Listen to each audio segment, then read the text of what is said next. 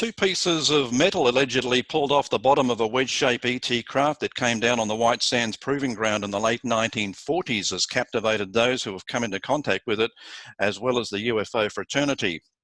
Linda Moulton Howe, UFO researcher's First Lady, has been heavily involved in researching this mysterious object for more than 20 years. And if you doubted the existence of ET before this story will leave you in no doubt that we are not alone. Time to welcome Linda. Hello, Linda. Thank you. And please just put the context of all of this work in what I have been for 40 years as an investigative reporter and TV producer, and that it was the investigation of the bloodless, trackless animal mutilations when I was director of special projects at the CBS station in Denver, and that I started the investigation in the fall of '79 when there was a second or third round, depending on which rancher and sheriff you talk to, of this being in cycles going back to the early '60s, and that a lot of people have been, I'm going to say they're thinking about it, have been manipulated and guided by government counter intel, people who have admitted it, that they put out that the explanation was predator, disease, or satanic cults. Sheriffs knew that was not true. Deputies knew that was not true. The Royal Canadian Mounted Police in Canada knew that was not true.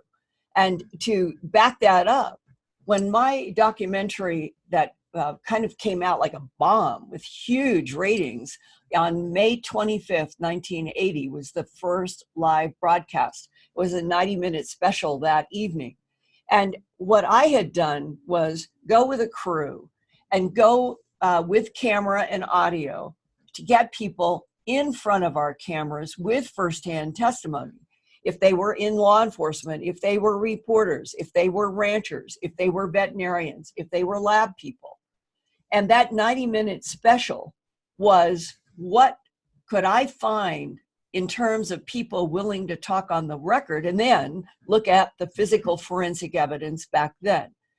And the bottom line behind the whole 9 months that it took me to do that documentary, which ended up receiving a regional Emmy, was that I went to people like the sheriff in Logan County, where they'd had over 200 animal mutilations in just about 18 or 20 months when I started trying to do the investigation. And Sheriff Tex Graves had been sheriff there for 23 years. And he had just decided to retire, which is why I got to talk with him in huge depth. He's showing me all of his Polaroid photos. And as I was asking him questions, starting out as the beginning as an investigative reporter and a TV producer, about what I was looking at and the lack of tracks and the lack of blood and the same ear, eye, tongue, jaw, genitals, and rectum poured out in animal after animal after animal. I remember that it got to the late afternoon and he was smoking a cigarette sitting on a stool, and I had all of his Polaroids laid out chronologically on the floor. And I had been asking him questions. And as I stood up from the Polaroids, he said, "Linda, let me save you some time. The perpetrators of these animal mutilations are creatures from outer space." Right. I still can remember having a physical stinging impact on me, like I had touched a garden electric fence. It had that feeling to it. Not knowing that at that moment in September of 1979, as Sheriff Tex Graves is telling me what he knows, that the next 40 years, right, it's 79 to 2019, and you and I are speaking in November of 2019. That was a September 79 discussion with the sheriff. That not only would everything he told me and showed me that day be evolving in spades through all other kinds of forensic evidence and eyewitness testimony, that included a very important part relevant to our discussion today about New Mexico and the bismuth, magnesium, zinc on the aluminum is that there were ranchers in Colorado and Nebraska, in Wyoming, in New Mexico, surrounding Colorado, that I was able personally to look in their eyes and talk with about all of the mutilated animals that they had on their ranch, and hear them say to me, Linda, I have seen a beam of light come out of something in the sky, come down into a pasture, scared the H out of me. And I have seen one of my own cows rise up in that beam of light. And another rancher would say, and I saw a cow being put down in a beam of light. And the rancher said, we were so scared that we admitted we didn't go into the pasture. We waited until the sun came up. And in both of those cases was a mutilated cow. Mm-hmm. So this 2 equals 4. Yeah. So the metal objects, as we fast forward to the 90s, would they possibly have come from one of these craft? Okay. I remember being in Philadelphia, in my office there, in April of 1996, when Art Bell had me doing investigative reports for him. And he would call me up and ask me to do 5 hours about global warming or 4 hours about abductions or whatever it was. And we had been on the air together for at least 5 years prior to this phone call from Art.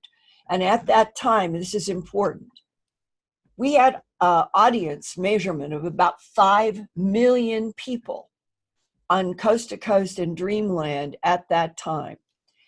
Larry King on CNN never exceeded about 1 million.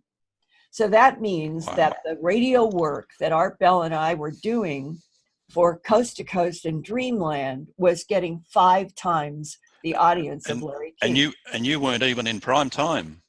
Well, we started in Philadelphia. Art would have me start, because it was 5 hours then. I would usually start at 11. My 11, 12, it would be 11, 12, 1, 2. I either started at 1, which was 10 p.m. at the beginning, or 2, which was 11, when all of the networks went. And I'd get up at 6 a.m. That's when I would be getting off. And there were repeating subjects, and this is important. The context for Coast to Coast in Dreamland was not just UFOs, ETs. We had a very broad range of subjects that included global warming and the science behind getting vaccines for a disease and a whole lot of things. So when Art called me that day in April of 1996, it was, Linda, I've just received a very strange package. It has a letter in it. It is typed, and there are all of these metal pieces. He said, I think some of it looks like aluminum, but I don't know what I've got. He said, I want to send you some of these little pieces and see if you can find out from a lab, what is it? That was the beginning. And within a short period of time, I had been able to send one of several, there were circle and oval and squares that are in my book, Glimpses of Other Realities, Volume 2, High Strangeness, that came out only 2 years later. I started that investigation that we're going to go into in depth, and then I published Glimpses Volume 2, and it starts out with everything that I had done in this investigation chapter, the first chapter.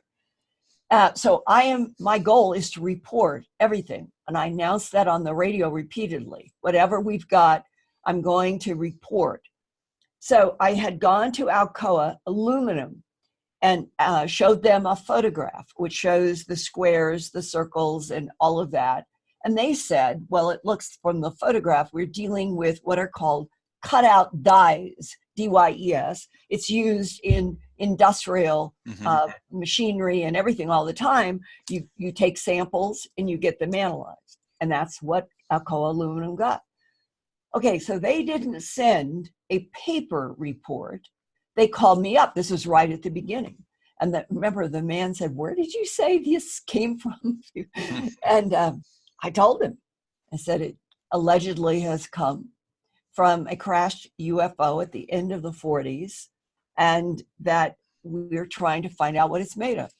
And he said, well, it's 99.5% pure aluminum, which is puzzling to us because we do not produce at that purity for any market. Well, that was ding one to my mind. Wow. Yeah. Why would we have 99.5% pure aluminum in these die cutouts if Alcoa doesn't even produce? Okay, so now we didn't know what was going to unfold. The next thing that happened, and I'll just weave in a little bit. This was the letter. This is the original that Art sent me. Right. Fax with each letter, and there were 5, and this was the beginning. And the date was April 10th, 1996. It's an amazing letter. Yeah, and I've only highlighted a few things to start out today. This is the letter writer, currently serving in the military. I would end up getting a long distance phone call to my office in Philadelphia. Art was in Pahrump, Nevada.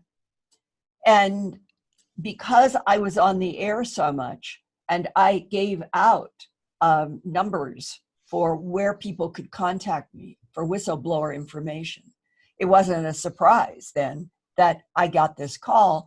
And he said, I am the letter writer with the shipments of the metal.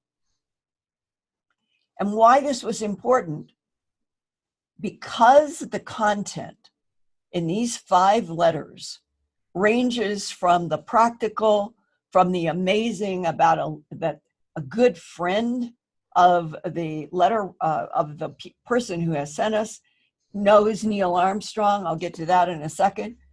And in the letter, it said that I am currently serving in the military, but it didn't go into where, how, or why.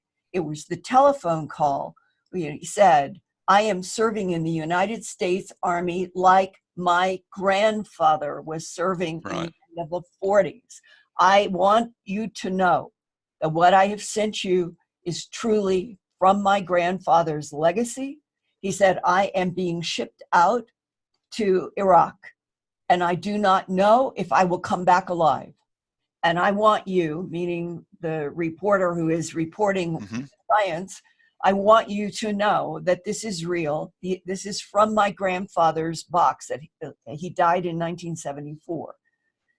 So it was one of those clarifying, okay, Army generation, respected his grandfather. His grandfather had told him a tremendous amount about being in the Army and being a security post at where one of the many unidentified flying objects came down in the New Mexico region in the 40s. Now, here is a really, really important part to keep this going.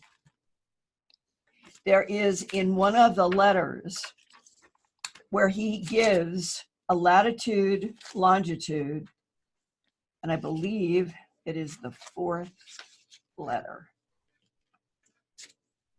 Get these put together here. Here it is. It's the 5th letter. This 5th letter, so April 10th to July 5th, that was the 5 letters. It is not until the 5th letter and the phone call to me was about that time. He said, and he also was making it very clear, the literal sentences that he said he typed, because I asked him in the phone call, you talk about portals, you talk about dimensional jumps. Are you interpreting? He said, no. He said, I have been typing directly from my grandfather's handwritten diary left with the metal pieces, and the grandfather died in 1974. Okay, here's one of the most important parts of all 5 letters. Didn't come till July 5th letter. Okay, because I asked him, where is the exact latitude, longitude? On the phone, he didn't give it to me. In this letter, okay, regarding the precise location of the crash site, from Granddad's journal, quotation marks.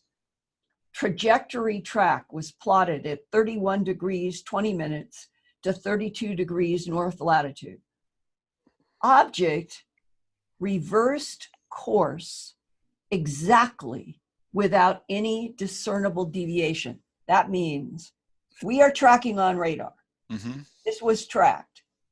It's coming like this. Then it stops and does this. Wow. That implies intelligent control, whether the craft is artificial intelligence, whether there are beings inside that are artificial intelligence, or if they are prime intelligence. There is intelligence. Mm-hmm. Yep, it's for on sure. latitude, longitude, and that the grandfather knows it was tracked and then does this. Object, reverse course exactly without any discernible deviation, proceeding to impact site between San Mateo Mountains and Sierra Blanca. Object debris spotted within 30-mile radius of the Army Air Force field. Now, another place in the letter, he talks about his grandfather working for the U.S. Air Force, or with Air Force, and he was Army. Okay, there was no United States Air Force until September 18th, 1947. Right. That was the date that Truman created the Central Intelligence Agency that Stanton Friedman and I and Bob Wood and others, in all of our investigations of MJ-12, that the context for the creation of the Central Intelligence Agency was directly related to all of the previous crashes of unidentified aerial phenomena that came down in Socorro and places that were to the far west from Roswell. And that was in May.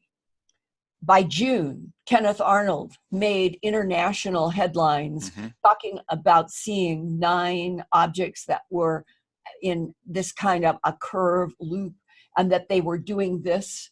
And that's why he said it was like skipping a stone across the water, and they became known as flying saucers by Kenneth. Okay, that was June 24th. Crashes that our government knew about, whether the public did or not, in May of 1947. Kenneth Arnold makes international headlines June 24th around the world. 1 week later, people lose sight of this. June 24th, 7 days later, first week of July, Roswell. Right. 3, and they are identified as wedge-shaped. A wedge is the shape of a piece of pie, not this, not a crescent, not a circle, not a lens. Wedge-shaped. 3, wedge-shaped craft. They were in 3 positions. One was between Roswell and Corona. That's the one that everybody heard about from the newspaper, the Daily Record, saying flying saucer crashes on New Mexico Ranch. But where that was, and that was called Landing Zone 1. 70 miles from the Roswell Army Airfield, 70 miles to a very wild, completely rural place that was about 37 miles from Corona. So neither Roswell nor Corona were the site. It was between Corona and Roswell. Okay, Landing Zone 1. That is where there were bodies. Landing Zone 2. Landing Zone 2 was at White Sands, and this is where they had 1 live and 2 dead. Right. And the documents through the MJ-12 work said that the investigators inside of Landing Zone 2 at White Sand in that first week of July, when they pushed against the walls, to their amazement, what we would call drawers suddenly came out, and what was called the International Phenomenon, the Unidentified Phenomenon Agency, what was it, IPU, International Phenomenon, that they were investigating for MJ-12, Phenomenon Unit, the International Phenomenon Unit. And that inside of those drawers, and in the IPU first report that was dated in 1947, it had and said body parts dissected as you would a frog of unknown origin were found at the site. Other information said they found body parts inside of these drawers. Mm-hmm. Other reports said they were found outside of the wedge-shaped craft. Nowhere do the documents say if they were animals, humans, or aliens. And this is really important because this was being reported in that week.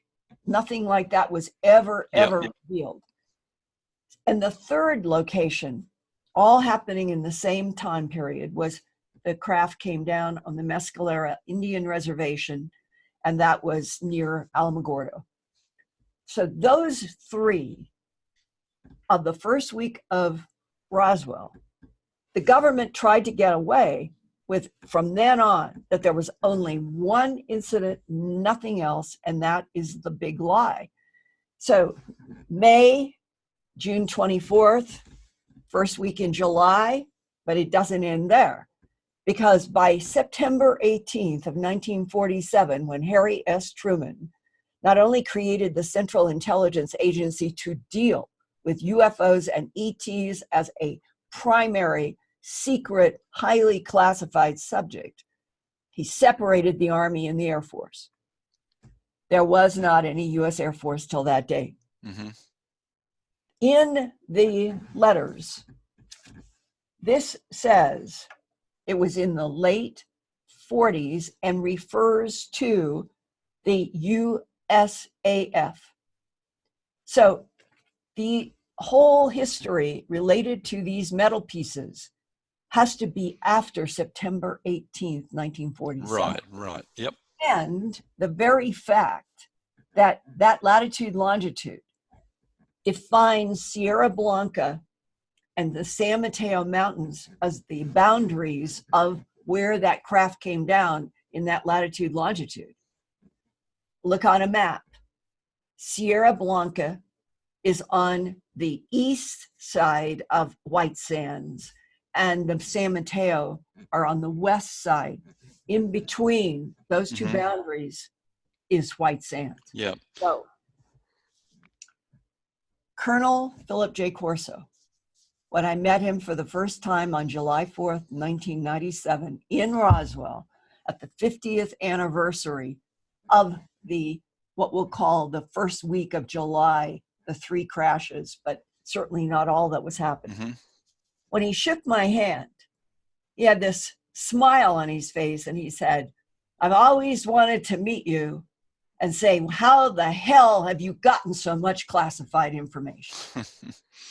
And that led to a fascinating discussion with him in which he said, and eventually in his own book, The Day After Roswell, which I recommend everybody should read, yep, that he, Colonel Corso, working for General Arthur Trudeau, who was the first R&D head in the Pentagon, appointed by then President General Dwight D. Eisenhower, Colonel Corso said, I had an assignment to go to White Sands. And there I met an alien.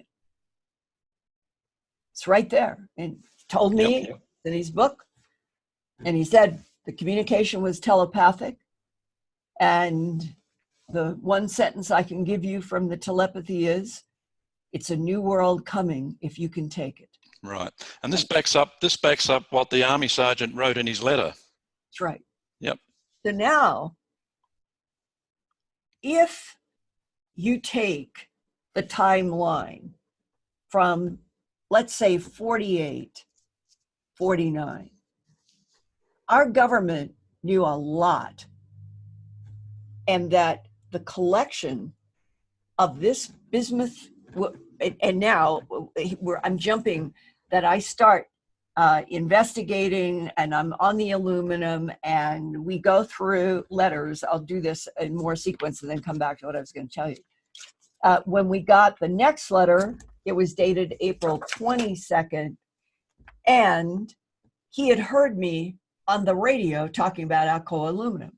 So now we're at the second letter on April 22nd, and he says in one of the paragraphs, quote, Granddad stated their own, meaning the United States government, whoever was doing analysis, stated their own analysis of the samples indicated it as pure extract aluminum as a conductor for the electromagnetic fields created in the propulsion systems. We're moving forward.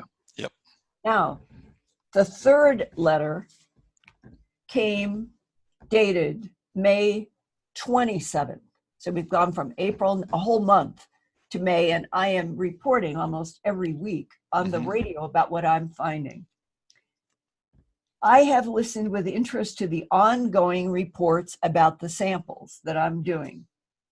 And he said, I now include in this shipment, dated May 27, 1996, the enclosed, and can only say that these scrapings came from the exterior underside of the, now in these letters, he goes between disc, capital D-I-S-C, but has words wedge shaped.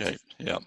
And so it is like people today will say UFO. Well, that UFO could be cylindrical, spherical, lens shaped, triangle, ice cream cone. There are dozens and dozens of shapes, and everybody says UFO. So clearly his grandfather referred to it, which the government was pushing at the time, that there was only the one crash. It was a disc flying saucer, which was not true. So that's why I think he uses the capital word underside of the disc, because his own letters say wedge shape, like a piece of pie. It literally was a shell-like shielding of the disc, brittle and layered almost with a prefabricated design and placing. Keep in mind that these are the last of Granddad's samples. They have sat for years inside a closet with his personal effects. And Art says, I'm going to send you some of this. He says, I only have 6 pieces. Right. And he said, Whitley Strieber wants some, and I want Jacques Vallée. And we knew that of these 6 pieces, they were going to have to be cut in order to be studied. And that's the beginning of how this stuff started going out. And he sent me 2 or 3. Well, interesting the way life and work weaves. I knew a microbiologist at the University of Michigan who had helped me immensely in all the work that I had started doing in crop circle investigations in 1992, 3, 4, 5, 6, by the time of the first letter. So after Alcoa Aluminum, I thought of him. Can I call him? He's very interested in the physics of crop formations. Maybe he would be able, with using facilities at the University of Michigan, one of the better universities in the United States. And I called him up and said, now I've got, in addition to the aluminum, I've got this really, it's silver on one side, it's black on the bottom, it's clearly layered.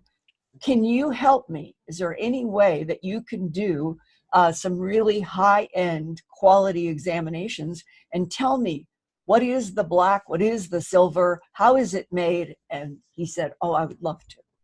But Linda, you are never, ever to use my name.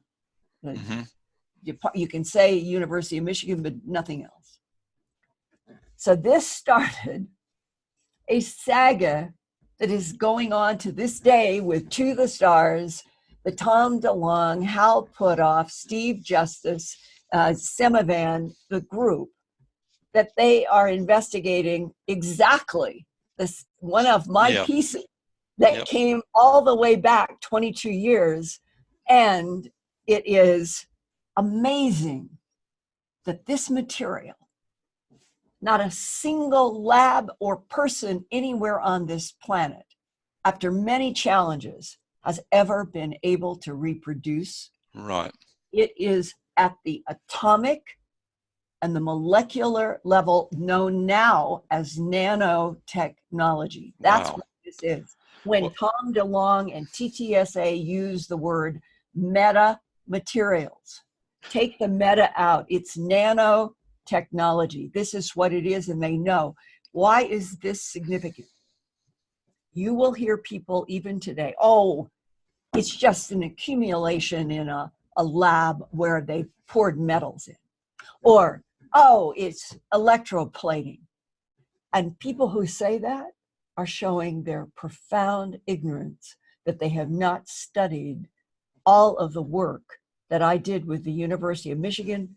Carnegie Institute in Washington, D.C. did the ion microprobe analysis to look at the isotopic ratio of the magnesium that we discovered. So there are really sophisticated labs with really sophisticated work. Fills an entire binder. Sorry. That I delivered one of my binders of 22 years to TTSA with one of the pieces of mine that they're now studying. I have 2 binders in my office, and I have my own other piece of magnesium, zinc, and aluminum, which I continue to study.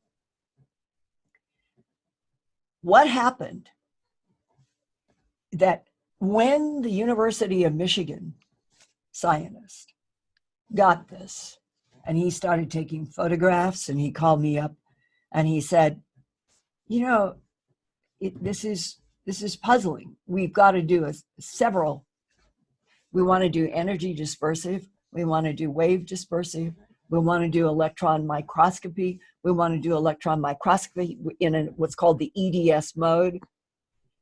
And he said, I need your approval that we may have to do like the end of a pin, we may have to do some penetration.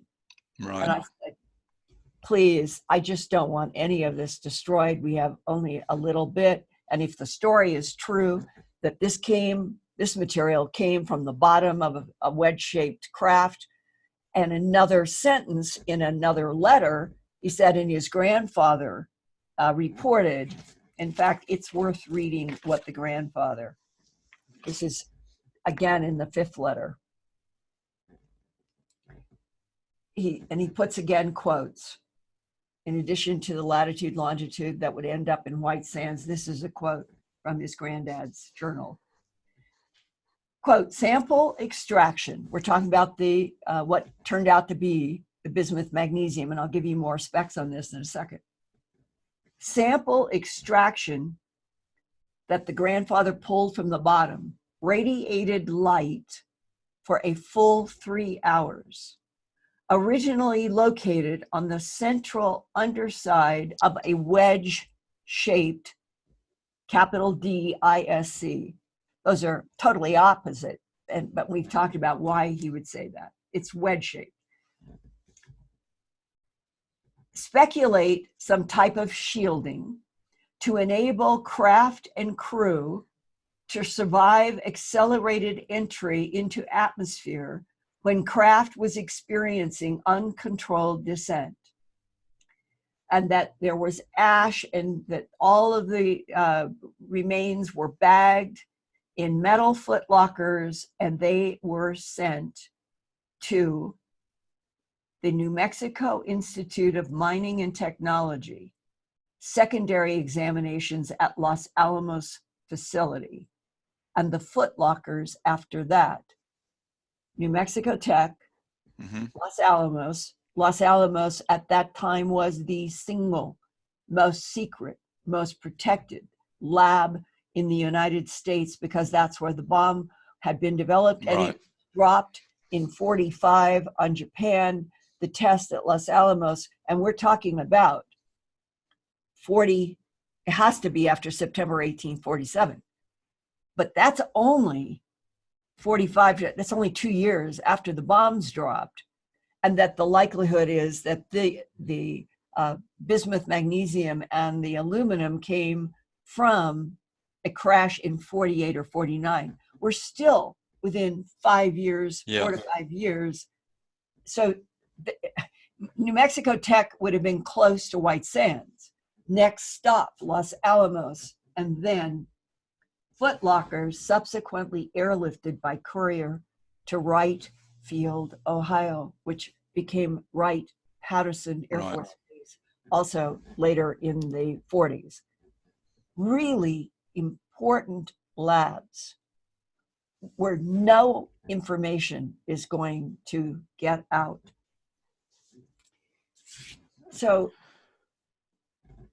when I started getting my fax, back then, believe it or not, no computers. We were all doing faxes, Art to me to him, the scientists' faxes. The first fax that came out showing me that what they were finding from the silver and black with all of the layers. And I have a really great photo. Okay, this is a photo that I took at the Franklin Mint in 1999, September, with working with a technician who had a very, very good macro lens where we could get in and fill the screen with this is a small piece. This is probably 3/4 of an inch long and less than 1/4 of an inch high. But I wanted to be able to show all of the layers, which are what make this so consequential. And what you're looking at is the bottom is black, the top is silver. And the reason is the black is the bismuth, 1 to 4 microns. That's equivalent to about the diameter of half of a human blood cell.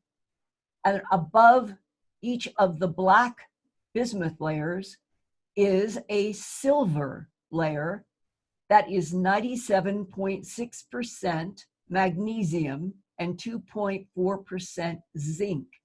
That is an alloy. And they alternate for approximately 30 layers, pure bismuth to magnesium zinc, and that each of the pieces was not very long, and the height is less than 1/4 of an inch, to give you. Right. Okay. So when I learned this is what this is made out of, I went to an exotic metals manufacturer in New Jersey, and I asked him, can you explain to me how you would make a layered metal piece that I've gotten the specs from the University of Michigan? And I was recording to put on Coast to Coast with Art, with the report. Did it with dozens of scientists. And he started laughing. And he started laughing because he said, you can't do that. You can't put magnesium and bismuth together. They immediately fall apart. He said, you'd have to have a bonding agent. I said, well, we've looked for a bonding agent. And there's nothing. This is bound at the atomic and molecular level. And that exotic metals manufacturer laughed again and said, it's not possible. Well, that was sort of where the rubber hit the road, that everywhere I went into normal labs, aerospace, Paul Chu, who was the genius with superconductors down in Houston, he had a piece for 2 months, and sent me back a letter that is in my archive that what he was looking for, he couldn't find. Everybody who was handling it. And I had a notebook of about 100 people that I was calling and doing interviews or sending out pieces to get information. And on the air, because I was on the air every week with Art, I was putting out, if there's anybody out there who has any ability to try to duplicate this, get in touch with me, and I'd give out my phone number, my address, my fax number. Well, what started happening is I started getting whistleblowers saying, we know what this does. You get it in the right kind of field and it turns into a lifting body. That was the phrase they kept using. Neutralize gravity. Yeah.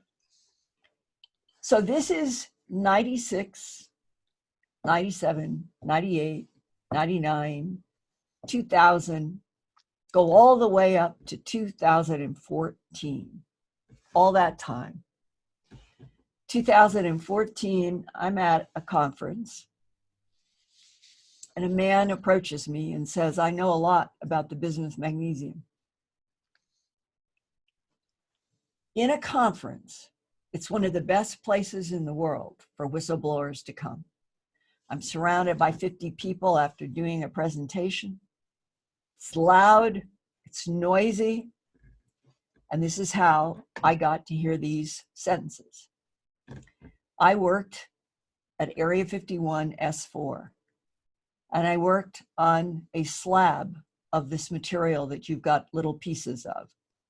He said, I worked with a slab that was 6 feet by 3 feet. And he said that aluminum is important. They are both skins. That's the word he used.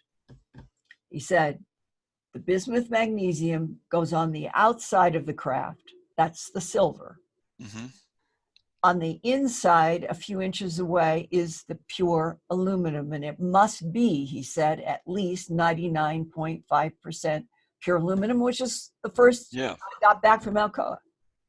In between, he said, you remember how in some of those earlier reports from New Mexico, ranchers said that they came across debris and it looked like horse hair was hanging out of the debris and glowing light at the end? He said that is what is necessary in these craft. We today would talk about it and call it fiber optics. He said it's way more sophisticated than fiber optics. And he said we were able at Area 51 S4 to be able to get enough information that we know that when those two skins, and so it would be the entire aluminum would be on the inside and the bismuth magnesium would be on the outside, and in between is all of this AI functioning material. He said it brings gravity to zero. That's exactly the way he put it. Mm-hmm. And if you bring gravity to zero, you also get rid of inertial forces. Yep.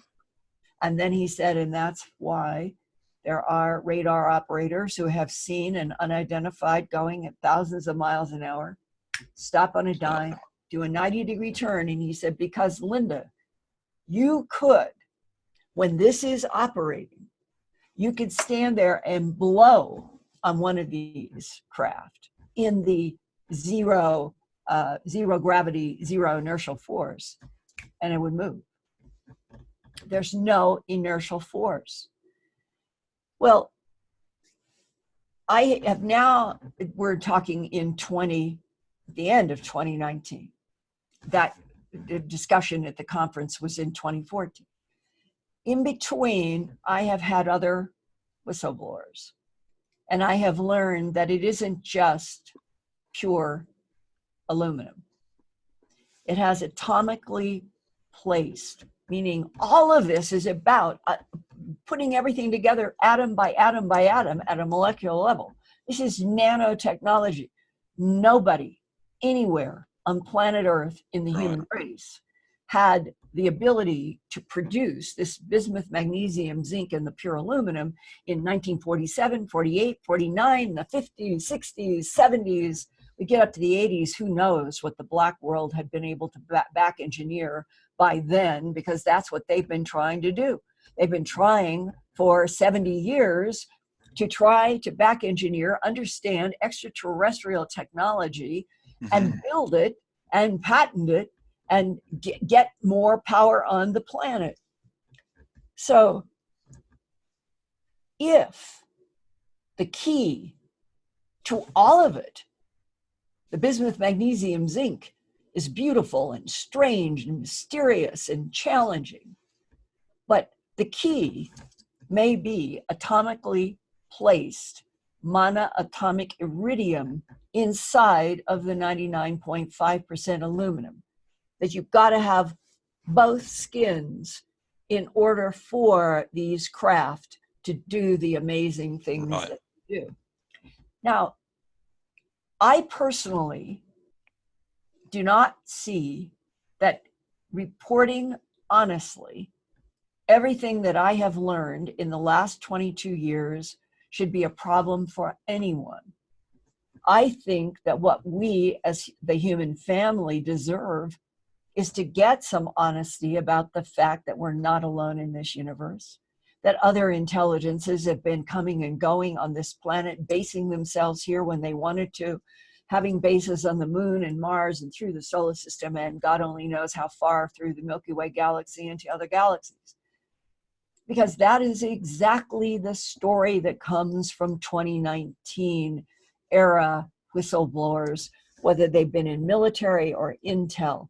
One of the most, I would say, one of the most consistent themes to me over the last 5 years is that our government, at least, could also be Russia and China. It could be that human, strong nations have all had ETs interacting with them. And everybody's got these policies of denial, thinking that they'll get a one-up leg over everybody else by being able to back engineer this ET technology. And the truth could be that the non-humans help China, help Russia, help Brazil, help the United States, help anybody who is taking it seriously. Whatever the truth is, the whistleblowers, more than two, and I'll just leave it at that, say that we have had agreements with what are considered allied other intelligences since the 1970s to do interstellar trade. Remember when the UK guy in 2000 or 2001, Gary McKinnon? And he made waves because he had hacked into a facility in the United States and somebody had a spreadsheet on their computer, and he, Gary McKinnon in London, on his little computer is looking at a spreadsheet, non-terrestrial pilots, information that he took to be UFO, other related. Okay, it fits into the what the whistleblowers say, that they have firsthand knowledge, meaning they've been in these programs, and that we have interstellar trade throughout the Milky Way galaxy, and that it has been in existence since the 1970s with the help of ally non-humans, extraterrestrials, whatever word you want to use, and that the interstellar trade has evolved and become sophisticated in this sense. What is it that Earth governments now need almost more than anything else to keep the computer, space, aerospace, all of it going? They need rare metals. Our planet has only a certain percentage of gold, niobium, and some of these very rare metals that are at the heart of being able to do the big, fantastic advanced computer systems. China has been trying to do a deal with Australia for 15 years to buy up all of the rare earth metals that are over in Perth on the west side of Australia. I've read some of the stories myself about how China knows that they need these for their world to keep going. Australia even though it would be billions and billions of dollars China would be prepared to pay, I think Australia to date has said, slow down, we want to keep our metals for ourselves. I think that is the current policy. If it's changed, excuse me. But the bigger issue is, on our planet, the major nations are competing with each other for rare metals.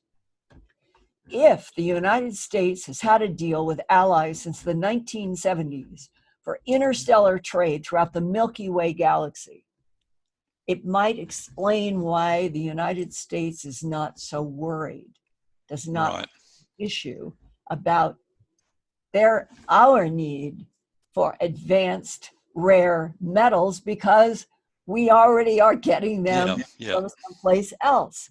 And this leads to the biggest box. If the United States has had, let's use the word extraterrestrial, meaning that they have the ability to be in other parts of the Milky Way galaxy, no matter what their source is, they're out in outer space, they've got trade routes, and we call them allies, and I would assume that that would stick if they're helping us stay up to speed with rare metals. Every single whistleblower has told me there are hostiles. One was a remote viewer who worked in Project Stargate at the Defense Intelligence Agency and NSA in the, that was the 1987 to 90 period. Right. And one of them, Lynn Buchanan, these were very talented men who had the ability to do controlled remote viewing, and they did exceptional work for the CIA and the NSA and others, no matter what. The CIA threw remote viewing under the bus about 10 years ago, saying they never got anything valuable. Well, it really pissed off some of those controlled remote viewers, because they said that's not true. They're just being political. They're trying not to piss off Congress. And so they're saying they never got anything valuable. That's not true. Well, those same pissed off remote viewers are the ones who say, we, all of us, were able to get that there are multiple intelligences, and some fall in the category of friendly, some fall in the category, the biggest category, neutral, and then hostile. And Lynn Buchanan said that he got from the hostiles, they would like to annihilate every life form on the surface of this earth. And when you say, why? Nobody has an answer to that why. But here's the good news. Every single remote viewer and military people who have been whistleblowers to me, this is a consistent theme. Of the friendlies, at least 4 are so strong, so advanced, so capable, they can keep the hostiles at bay. Yep. Why can't we all be told that? Why can't we jump from being kept as dumb and blind by policies, lies, and why can't we be brought up like this? We're going to the middle of the 21st century, told exactly what I just told you. There's nothing to worry about as long as we keep our political alliances, and we're going to introduce them, and we're going to now be a global world. It isn't going to be China versus Russia versus the United States versus Brazil. It's going to be the world human government, and that we are going to be collaborating with our extraterrestrial allies, and we're going to enter a new age. We're going to have bases on Mars. We're going to have bases on the moon and beyond. And we are going to start doing a 6 o'clock news broadcast for you from Mars. That's what, to me, that's where we should be. Well, that answers my question. What do you think the world will look like post-disclosure? But I get the feeling we've been given just a little taste in the last couple of years with some things disclosed, but I get the feeling that that's just to keep the masses happy, and this could drag on for years and years and years. Well, my point of view is Robert Bigelow of Bigelow Aerospace. He told 60 Minutes 3 years ago, disclosure. That happened in the 1940s with the headline, Flying Saucer Crashes on the Ranch. We have been having disclosure around this planet with thousands of books, thousands of newspaper photos, all of it since World War II. What we are waiting for is official confirmation from the world governments to all of the people at the same time. We are not alone in this universe, and we never have been. And now we're going to have to change a lot of history books. We're going to have to change a lot of things, but it would be better now for all of you to get up to speed on what the truth is about our past, our present, and our future than to continue going into the rest of the 21st century, perpetuating the lies that an increasingly large number of people on this planet in military and in science and the power brokers know.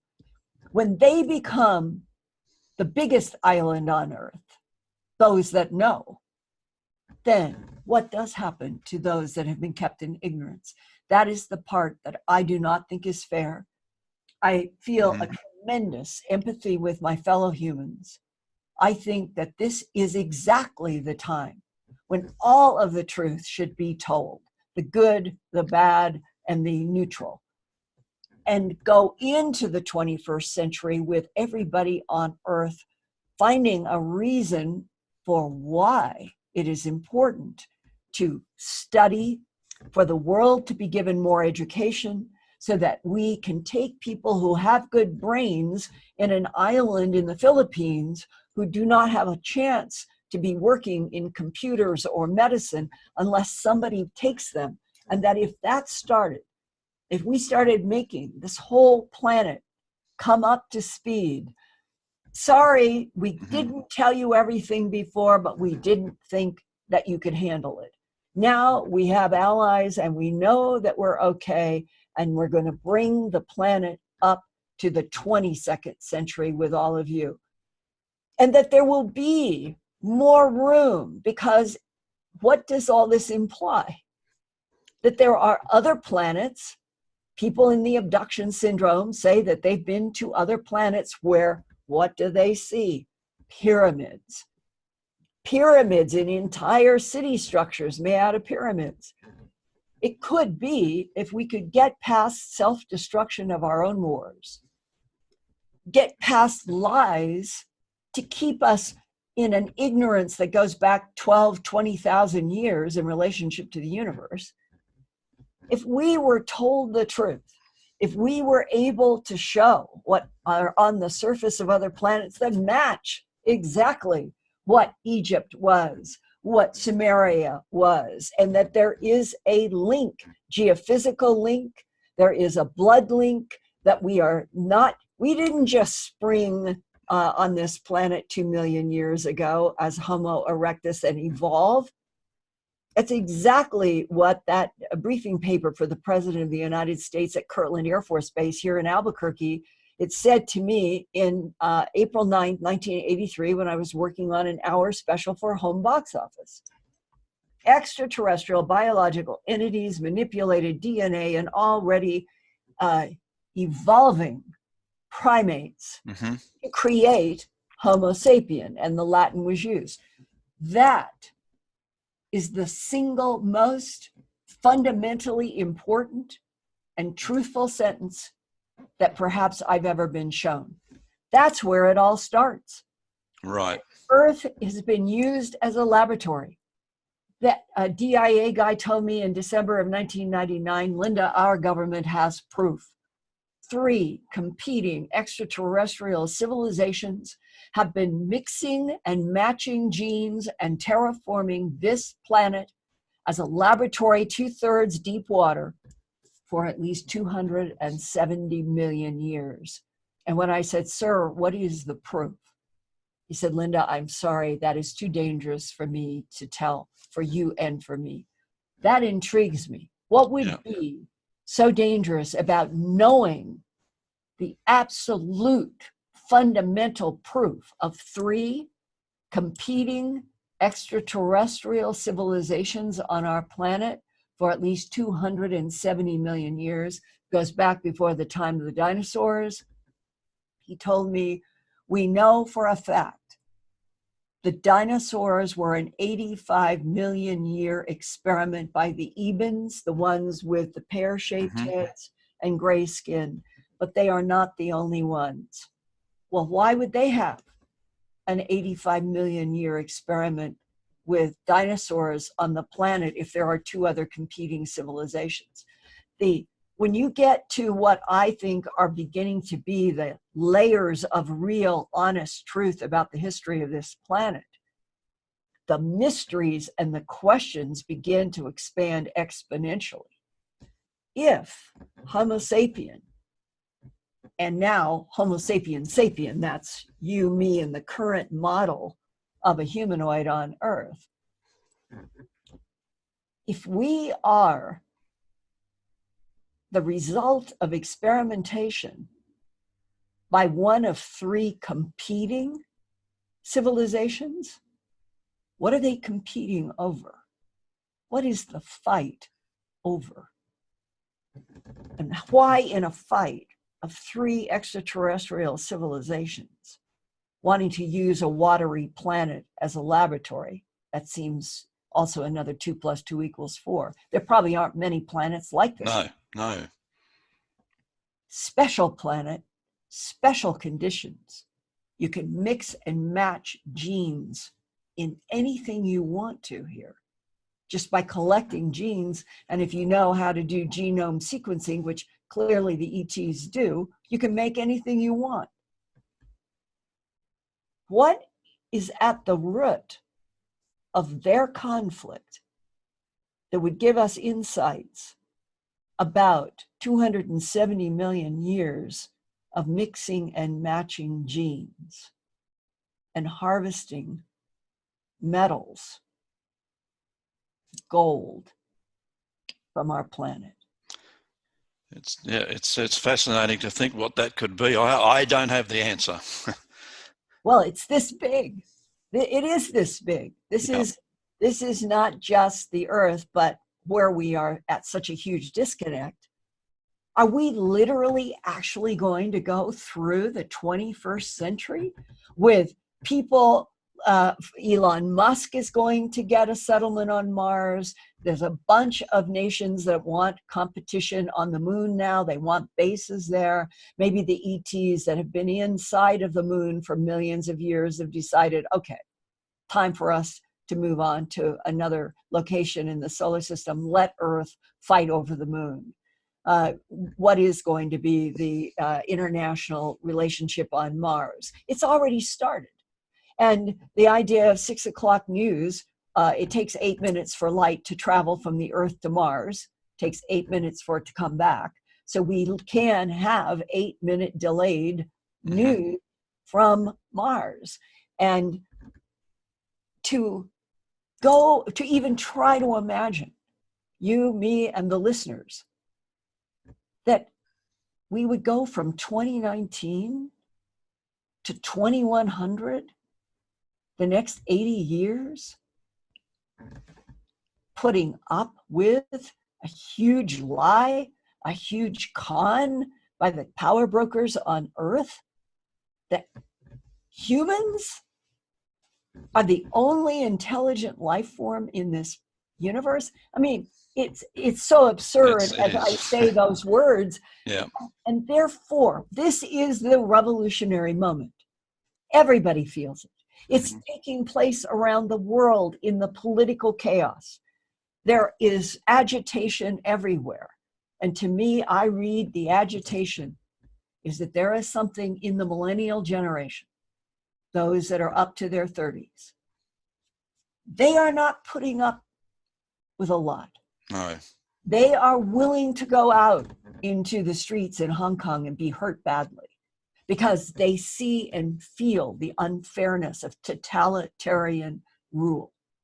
The United States is on some kind of a razor's edge right now. Are we going to go toward totalitarian fascism, where the government and the corporations rule everything? Is that possible? That this beautiful experiment with democracy and freedom, it's less than 300 years experiment, that the way things are slipping and sliding, that we would, as a nation, allow ourselves to become totalitarian? Is that possible? And this is when, to me, not only is it inevitable, if we're going to survive, if the United States of America is going to survive as a democracy, we have to lead the headline. We are not alone in this universe. We never have been. Yes, we have lied. We have had policies of denials. And in the beginning, it was because we didn't know what we were dealing with. And now we can introduce to you 4 allies.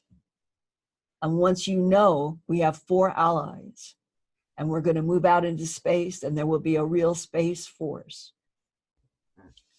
you on Earth, you will be protected. But we are moving into the rest of this century into a brand new frontier, exactly like Star Trek. We're going to be going out, and it will be public what we've been doing secretly. Mm-hmm. That might give the United States a chance to remain a democratic republic if they told the whole bloody truth. Yeah. Bring it on, Linda. It's been a fascinating discussion. Now, people who want to learn more about the metal object and especially read the letters, go to your site at earthfiles.com. Yes, I have all 7 parts of Earth Files with every one of the 5 letters, and it is easy. You just go to earthfiles.com, go down on the headlines page. You will see a picture that is like this, has my copyright on it. You click, it takes you to one page with all 7 parts. You start with 1, you go into that big report, you come back, you click on 2, and that's all you have to do, is you just keep weaving out of that 1 page of 7 links, and you can get the whole story and read every word. And you and I talked about this at the beginning. What is amazing is if this is a 47, 48, 49 diary, that grandfather, in his own handwriting, according to his grandson who I talked to, talks about dimensional portal leaps, talks about other dimensions, talks about their being able, as the craft was coming down, because, according to the letters, that there was something like a lightning bolt. We've heard variations on some kind of a thunderstorm or lightning bolt having an interaction with a craft, but nobody has ever been able to nail down which one. What if they knew it wasn't us? We humans were not involved with any of this. They talk about them having to make a decision about a dimensional impact that they could have had on a large part of the United States, and it would have killed a lot of humans. It says right in the letter. Yeah, it's fascinating. They decide to what? Release a self-destruct mechanism so that their propulsion system would not fall into the hands of capital T-E-R-R-A-N-S, Terrans, a word that was used by the Greeks. Now, that then makes suspect, would there be anything viable in the bismuth, magnesium, zinc, if it has been exposed to a self-destructive mechanism? This is a question. It goes all the way back to when, I don't remember if you were seeing this before we had the blank out, but I was showing the close-up of this, and raising the question, you see, in fact, the better photograph to illustrate. If you didn't see this, this was part of what I was talking about. Do you see how the waves in those layers, the white is bismuth in the electron microscope. Yep. They change their color. The bismuth magnesium are the shades of gray. Right, right. See how the peak of the waves in every layer echo each other. Mm-hmm. And that we found, and that was one of the first questions from the professor at the University of Michigan. He said, Linda, I don't understand this. The letters say that there was a self-destruct mechanism. And yet, every place that we study, it looks like there's consistency in the waves. Now, it could be that we are looking at the byproduct of some sort of heat, or it is an indication that that all of it was not destroyed. And that is another mystery. Do we have flawed metal because they released a self-destruct on purpose? Yep, makes sense. Or not? And this is, can you imagine ever turning away from any of what we've talked about this morning? Once you've been exposed to all of this, how could you ever want to do anything? You want to learn more. You want to live forever and know what is going on in this universe and how does Earth turn out? Yep. Well, Linda, that's we've just run out of time, but I just want to tell folks that they can catch you every Wednesday night, 7:30 Mountain Time, 9:30 in the East. Yes, my Earth Files YouTube channel. We do a live stream. I always present news, and then when I take Q&A from the wonderful audience, you and I are learning firsthand that the humans on this planet who are paying attention, they are smart, they ask great questions, and they're not afraid of knowing the truth. Right. And that is worth struggling for. Great. Do yourself a favor, subscribe to Linda's YouTube channel on Earth Files. Linda, thanks very much, and hope we talk with you again pretty soon. Me too. Thank you. Linda Moulton Howe joining us.